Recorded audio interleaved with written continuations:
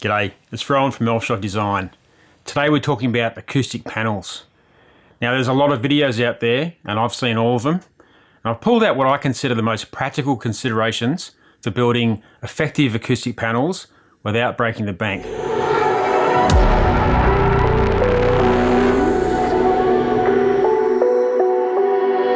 Now here's the thing, you're never going to make one by itself.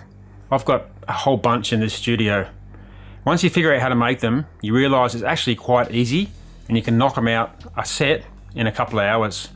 The thing is though, if you can get hold of bulk materials, you're going to save yourself a lot of money. You just need a few basic tools, either a table saw or even a circular saw, and you can knock these things out quite easily and very affordably.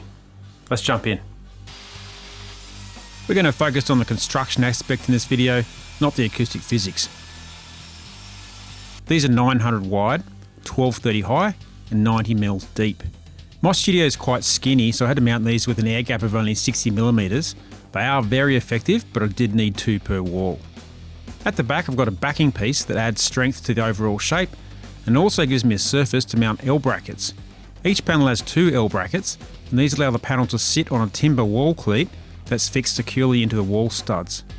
For each panel, my cleat runs across at least 2 studs with a total of 4 screws, which offers plenty of strength. If I ever need to remove these, it's only 4 holes to fill, so very minimal impact in case the room needs to be repurposed in the future. At the bottom I added 2 strips of yellow tongue and secured them with screws, then applied self-adhesive foam.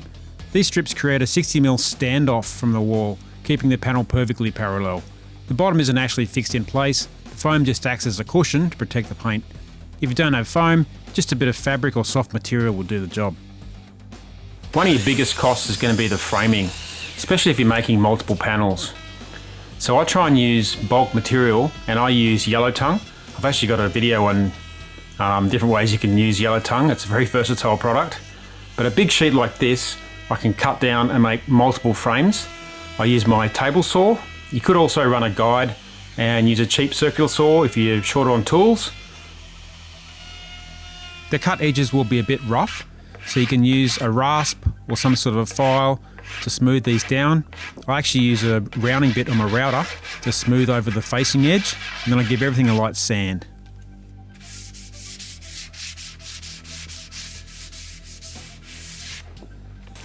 So this is the beauty of hanging onto your old paint rollers throughout the course of a project. This thing's been wet with paint for about 3 weeks now. But it's still got enough moisture that it hasn't started drying up and forming chunks yet. I can just pop this on and paint the edge of my frames.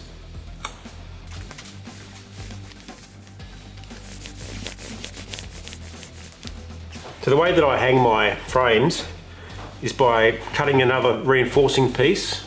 This is 60 mils wide. A little wider is probably better, but I had this scrap left over.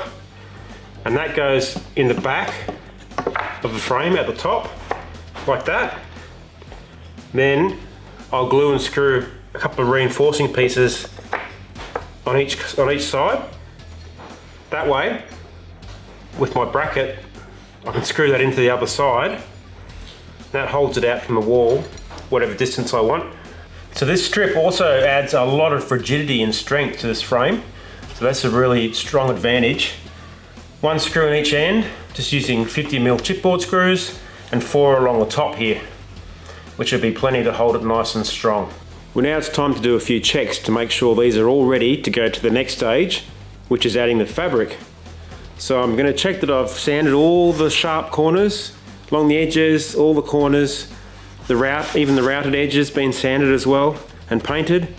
So anywhere that's going to have fabric pulled tight over it, doesn't have any sharp edges or little chips or anything that can cause rips or tears. I've got my blocking in here ready to add the brackets later. The brackets have to go in at the end obviously, once I've got the backing piece on. So I think we're good to go. Next stage is to staple down the fabric along the back, which will hold the bats, the insulation. In terms of the material, I'm using a poly cotton blend. Now I got this stuff from Spotlight, which is a local store here in Australia. It's the most boring shop you'll ever visit. But this stuff's pretty good because it's breathable, so it lets the air through, which you want for acoustic panels, but it doesn't let the fibers back out, which is also what you want.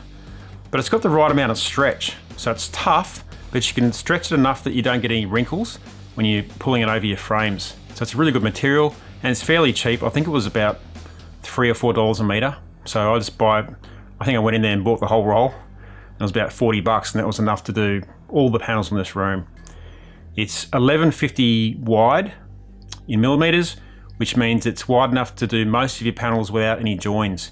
You want to really avoid joins if you can. Like if you're doing a really big panel, like my one on the back wall here, I had to do a join in the middle, so I had to fold it over and tuck it down and try and make the joins nice and symmetrical. I'll show you that in a bit. But if you can avoid joins, that's always a good thing. So it's good to factor that into your design of the sizes when you're framing up. For the back, I'm using that stuff you see on the bottom of the furniture. It's really cheap, it's like $1 or $2 a meter. You can buy it from Spotlight again, or hardware stores also sell it. We can even use weed matting. It's really just something on the back to stop your bats sliding out the back.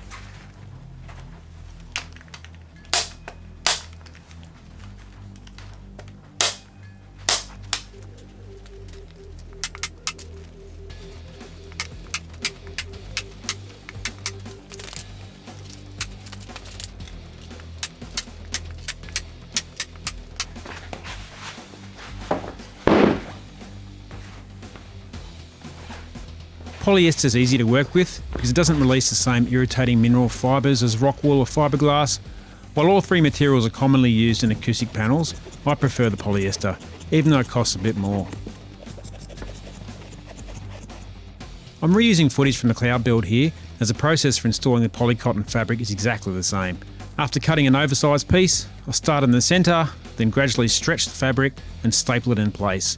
Once all four edges are stapled, it's time for the corners. I pull the fabric tight across the short side and add a single staple to hold it.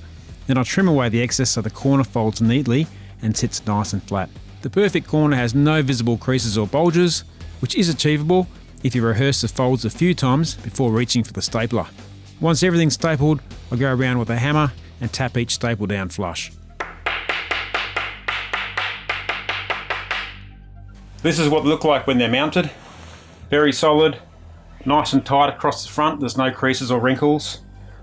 The only thing I didn't show in that footage before was that you do the black fabric on the back first, staple it off, put the bats in, then flip it over, and you sit it on top of this.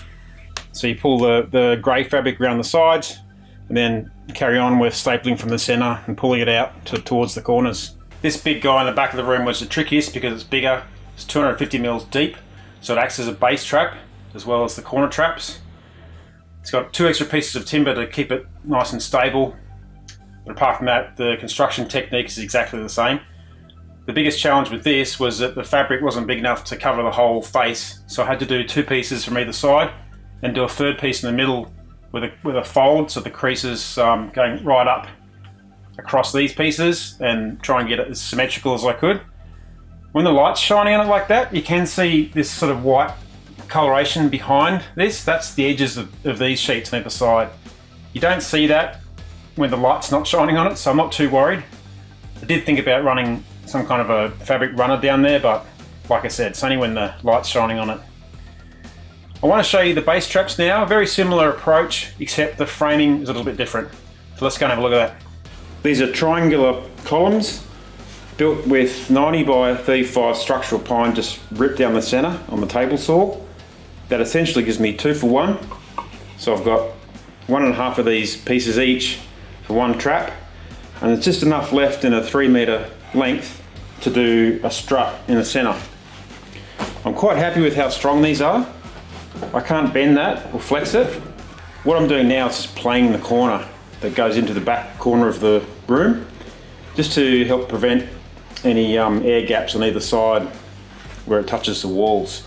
So I'll do that, and then I'm just going to sand any sharp edge, then just give it a single coat of primer, and that's it, then we'll wrap it.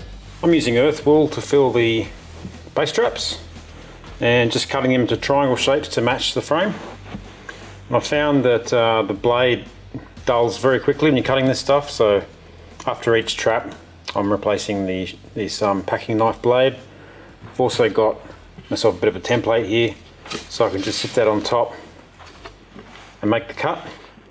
And if you push it down nice and firm, it's much easier to cut through. But pretty easy. This stuff's not too itchy, so I haven't been too bothered, but I do have the doors open and the windows open to let some ventilation through. This is what it looks like when I fill the bats in. They're side by side, touching, not too tight. I've got my backing material on the two wall sides of the trap, and now I'm ready to install the fabric over the top, which I've cut to shape here. So what I'll do is I'll start from the center of this, just roll it out. I've just cut it oversize. And when I pin it down with a stapler, I'll pull this black material down, put it over the top, start at the back, go along the back, pulling it nice and tight from the inside out. Then I'll come around the front and pull this edge down and do the same again, and finish up with the top and bottom. So I've got the seam edge along the back here, so I've got a nice straight edge to work with.